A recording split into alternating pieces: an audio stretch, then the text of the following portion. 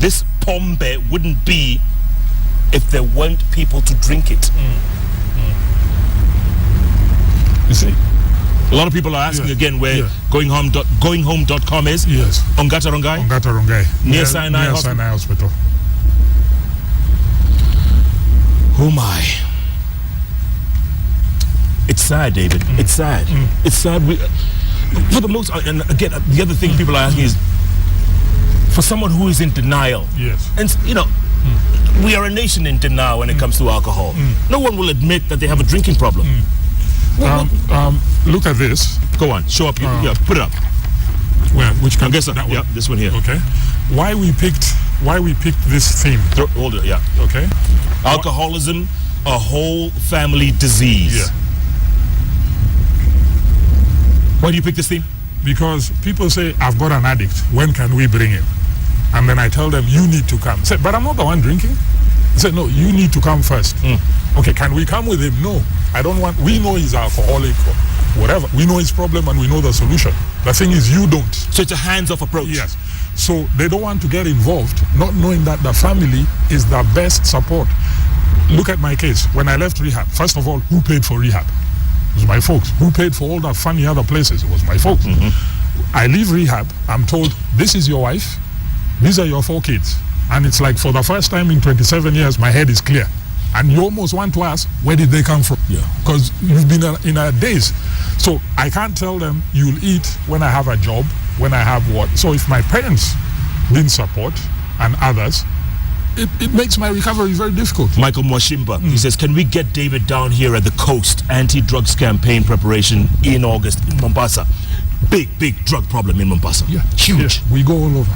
I've just been from I was in Voi, I was in Mwatate, I was in Taita. Are the problems just as prevalent there as they are here? What you do when you leave here, even your crew, ask them, do they have somebody they know who has a problem in their families? I bet none of them will say they don't.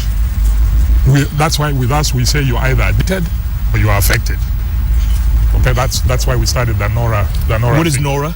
NORA is basically network of recovering addicts and those affected. So it doesn't matter which organization you are working for, you can join. And it's all about creating awareness. You see, this can't be a one-man, one institution thing. We have to do it, all of us. And basically, Jeff, at a certain point, it's not rocket science. It's not. No. It's not. And if that is what we can get out to people, and this is why I keep talking about a national conversation, okay? And though we were talking about my alcohol, yesterday I saw the president riding a bike. And I was even thinking to myself, is he allowed to do that? You know? Yeah. And I remembered at one of my several times the places I used to go to. I was doing a promotion for a certain brand of whiskey I won't mention at one of the hotels. And the former prime minister happened to be there and I was with my guitar. So I played some songs and he gave me, I think, like 5K. And I told everybody, promotion's over. 5K was a lot of money. I quit. I went to drink. And I remember some place I used to sing in broken Kikuyu. Again, I won't mention the club. Yeah. I remember I saw you a couple of places there. And you saw me a couple of places. Yes. And the now president would be there and he would laugh and say, give this guy anything he wants and I'm paying, you know. so I sang for prime ministers and presidents. But do I say? No, you just whisper. So you see, when I look at that, and this is why I keep appealing, because who is a hands-on guy? Yeah. The way I know him and the way I see him. Yeah. He needs to declare this a national disaster. Already when he came in, remember, he has really been talking about alcohol and alcoholism, and it's really like pissed him off. Yeah. And we need to get it to a level where there is let's pull the emotions out and just look at the facts. What are the facts? Because this alcohol, which has just been killing people, people went to a bar. Yeah. They went in a Changaden. They went to a bar, ordered a certain brand. Right. You saw the university students, the bottles they showed. Yeah. This is branded alcohol. We know where the factory is. So people are then blaming KEBS. It had a KEBS sticker. It had this. Why didn't Nakada do? But when you look at it, counterfeits are everywhere, from Beirut to you name it. Now, wine shops, you see people going around picking bottles of a certain brand, and it's only quarters that they pick, or halves. So if I pick brand X and go and fill it with whatever concoction I put, now I come and sell it to this bar. Now somebody walks in and asks for that brand and dies. So it's not Nakada. So let's look at the supply chain. Yeah. Manufacturer. Right, manufacturer has distributors. Distributor sells to the bar. So check the supply chain. Go down the chain. Yes. So first go to the bar guy. Where did you buy it? Yeah. Well, some fellow came here and he said this brand usually costs 8,000, but he bought it for 6,000 at an auction. He can sell it to me for 6. Oh, so you bought it from a guy you don't know. You're liable. Right there. Right there. And look how sad things are getting, David. I mean, it doesn't get more shameful than this. Gitonga Mugo says, Jeff, might you have seen this picture during the rounds of social media? Shameful. This is the picture right here. We're going to hold it up, and we have it in the studio right there. That little kid being fed a Tusker. What does this mean? I saw this 2 days ago, I think, on DJ Crowbar's timeline. I pulled it off, shared it on mine. And I just put something like, what do you guys think? And that's 2 days ago. The comments are still coming in. And some guys are actually laughing, finding it quite funny. Now, remember me and my monkey? Yes. Feeding it alcohol. Yes. I did that out of ignorance. Okay? Because some people are saying, by the way, that's child abuse. Okay? Of course that's it is. You can get arrested for but this. But then to the parents, maybe they're thinking they're modern parents, maybe they're what, but whatever they're thinking, I'm sure they do not mean to harm their child. So it's ignorance. But you know, when you put it on social media, when it goes viral like this picture has done, what message are you sending, David? Ignorance. Ignorance. And what we are dealing with here when it comes to alcohol and other drug abuse, remember the debate, is Mirai a drug or not? You can't tell me after 14 years, spending I don't know how much money, we cannot say whether Mirai is a drug or not. And I put on social media last year when the UK was banning and what, I told the farmers, the farm is yours. Politicians come and go. At the end of the day, you'll be left hold a baby, which is what has happened. Now, it's your farm. The market is shrinking. Price has gone down. You should have had a plan B. And all that comes from ignorance. There's too much emotions around drugs, and especially alcohol. And you know, we keep running to the heroines and the what and the what. The biggest drug problem is alcohol and tobacco. And they're both legal. And they're both legal. Kosinati Butelezi says, your guest David Ohito, it's David Ogot, is inspiring. I wish people would learn from his story. Please give him a glass of milk. I will pay. Yeah. That's cool. And I love milk, by the way. Do you? I love milk. All right. Pete Star Poet says, Gotea David, he is the Messiah who will save alcoholics from their drinking problems. We celebrate him. Thanks. Job Mokaya says, if there's anyone out there doing drugs, please learn from Ogot and save yourself. By the way, is he the son of Grace Ogot? Yebo. Firstborn. Firstborn son. Yes. Of Grace and Professor. Born in London. Woolwich. Do I say? No, you just whisper. Ujalo itaniwa. You're not seeing my phones, huh? Yeah, I see your gadgets. Yes. But listen, David, on a very serious note, why do you continue doing this? I mean, the hell you went through putting goinghome.com together. And you know, remember the landlord who you kept begging every month to not demand rent from you? Ramji Patel. Devson's. Can I do a shout out? Oh, do a shout out. Ramji Patel, Devson's court, where I was for the first 11 years, who I still owe up to now. More than 200,000 shillings? More than 200, it's 211. A fellow called Albert Asirigwa in Mombasa. He's the landlord there in Rongai. He shouts a lot, but lets us move. Mudhoni, right now, the new place we moved the museum. And Winnie Odera, my landlord in the house. Right now. By the way, my house was locked for the first time. Even when I drank, my house was never locked. It was locked for the first time for 3 hours. Real quick.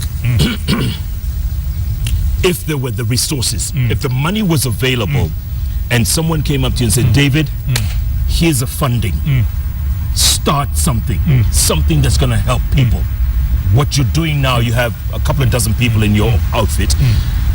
But bring it to a larger scale. Take it to 47 counties. Would you do that? Yeah, but we're already doing that. We're already doing that. One of the projects we've just launched with no money is we want to put a library fiction library in every slum primary school. What library? Fiction books, novels, extracurricular. What for? One of our objectives is to nurture reading culture. It's a better use of your leisure time. And whether you're born in the slum especially, your brain is the same as if you're born in Muthaiga. When you read, it shows you possibilities. It expands your horizon. Of course, as I've said, it's a better use of your time than going to smoke weed or hanging around drinking alcohol. Okay, so libraries. In every slum primary school. Now, what happens is, last year we got a container, 40 foot, from the US, of books. It's been sitting at the port. These people collected the books, sorted the books to us what we wanted, including for our drugs libraries. There's a whole palette of DVDs on drugs and counseling, all the way from the US without paying a single coin. Now, just to get it from Mombasa to Nairobi since November 18th has been the issue. So we're already doing it. What we need is people to see. 14 years ago, I wrote proposals to get funding to start. 6 months down the line, I had nothing. So I said, I'm starting with what I have. But how do you survive? Same fellow. Somebody asked, I should thank God I'm alive. I know that. Lucifer, here, the stone knocked out my teeth.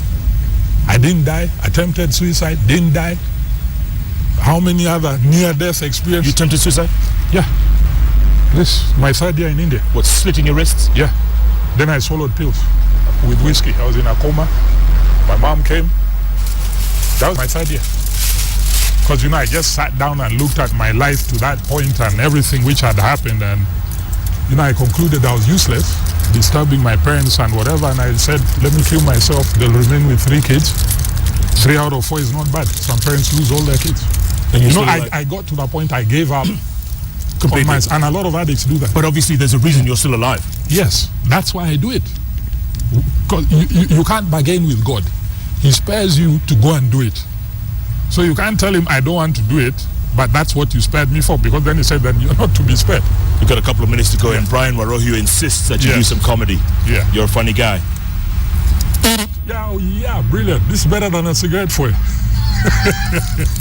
What did I play the last time? In another show, in another life. That's right, yeah? Another bench.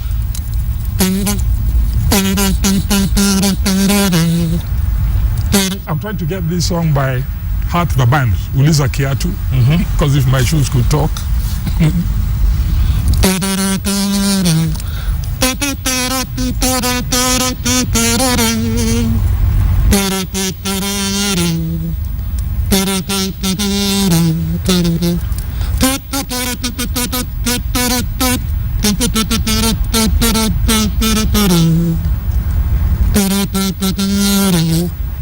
Ask my shoes why I do it and how it is. Uliza Kiatu. Yeah, that's how far I'm going to go with this, and that's also the one I'm going to use to buy me a beer. Do you miss your drinking? Hell no. You don't miss a little taste now and then? To me, if I put a bottle of booze here, you might see booze, me I would see poison. I can drink. That's not the problem. Actually, alcoholics, we don't have a drinking problem. We have a stopping problem. Okay? So once I drink, the drink's driving. And a lot of times, even when I'm helping guys, even if I felt like drinking that day, and I've just talked to whoever had the problem, and at least for that day, I'm safe. Last bit of advice. Look in that camera right there. Talk to Kenya. Talk to those people out there who can't talk for themselves. Go on. If you're out there and you have an addict, an alcoholic or other addict, don't hide these guys. I've gone to even Kiganjo. I say, good afternoon, and 1,500 policemen, good afternoon, sir. Today I'm on the bench. Do I say? Don't hide your addict. It's a disease. It's not curable, but it's manageable. And as you can see, 14 years, people now call my dad Can we have your son's number? They say, my dad asked which son? The engineer, no. The architect, no. The one who was drinking, that one. Why? Because we have a problem in my house. Make that call. Look for me. Look for anybody else. There's a lot of people doing this stuff out there. Get your person help or they will die. If I can ask the president, Uhuru Kenyatta, please, now I'm not asking you for a drink like I used to. What I'm asking you, put this conversation on a national platform so that every ministry, everybody gets on this topic. Let's find out what it is so that we jointly deal with it. We stop. These deaths are useless. They are unnecessary. Engineer Wanyonyi says it best when he says David Ogot should be director of NACADA. Oops, that might put me in trouble. I think I would like to work with Mutudo. Yeah. Not take his job. He's doing a good job. He's a good guy. Yeah, he's a good guy. Good job. Thank you, sir. Thank you, Jeff, for having me. Appreciate it, man. And your book. You're going to get it. You're going to get it, my brother. I keep my word. Thank you. And good luck. Thank you. Thank you. Your story is going to touch one person out there. I know. Maybe two. I came for one. Appreciate that. Thanks. David Ogot. Goinghome.com. Check it out. They're in Ongatarongai near Sinai Hospital. Are you also online? Yes. Goinghome.com. Google my name. Google David Ogot if you want help. If you're afraid, if you're scared, if you're worried, if you don't know how to approach this issue, get in touch. He is online. He wants to help. Ask, and you shall receive. At Ogot David, at Koinange Jeff, the hashtag is JKL. Thanks so much for being a part of this very important conversation. A conversation which we must continue to save our nation from becoming a bunch of drunkards. Next week on JKL, new week, new topic, new guests, same time, Wednesdays, Thursdays, 10 p.m., right here on Kenya's television network, KTN. Thanks for joining us. Good night. Good luck. Stay sober. Good grief. Good grief.